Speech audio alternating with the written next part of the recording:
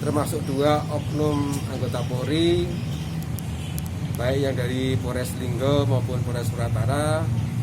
Statusnya sudah kita naikkan ke tingkat penyidikan. Ke 9 orang tersebut sudah kita laksanakan upaya paksa dengan melaksanakan penahanan. Jadi tersangka sudah kita tahan dan barang bukti sudah kita amankan di Polres Lubulinggo untuk ditindaklanjuti oleh Sat Narkoba proses penyidikan selanjutnya. Jadi sudah kita periksa barang buktinya, sudah kita kirimkan ke lapor. Terus sementara hasil gelar perkara awal sudah bisa ditingkatkan dari penyelidikan ke penyidikan. Tersangka sendiri kemarin ikut nggak yang dalam program penghapusan dosa itu sendiri? Jadi yang bersangkutan tidak ikut dalam kegiatan pengampunan dosa. Jadi yang bersangkutan memang sempat, khusus kalau anggota saya memang sempat ada masalah berkaitan dengan bahwa dia meninggal sama orang tuanya, khususnya orang tua perempuan. Kemudian orang tua laki-lakinya kayaknya menikah lagi. Nah, dari beberapa statusnya di WhatsApp itu kan kelihatan kalau dia memang merasa kehilangan pada saat ditinggal ibunya.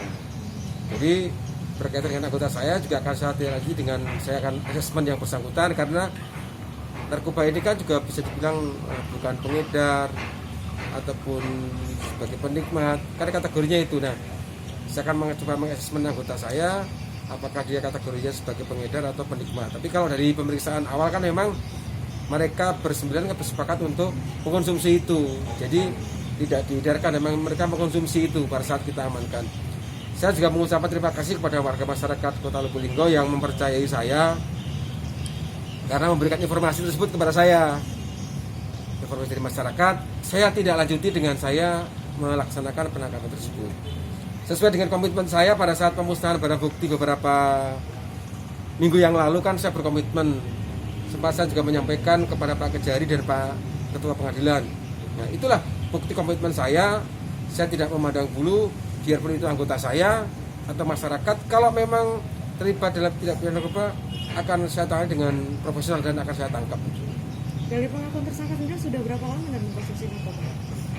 Kalau pengakuan tersangka kan baru pertama kali, karena ya tadi selain ada masalah berkaitan dengan merasa kehilangan ditinggal orang tuanya. Jangan lupa subscribe, share, komen, dan like ya.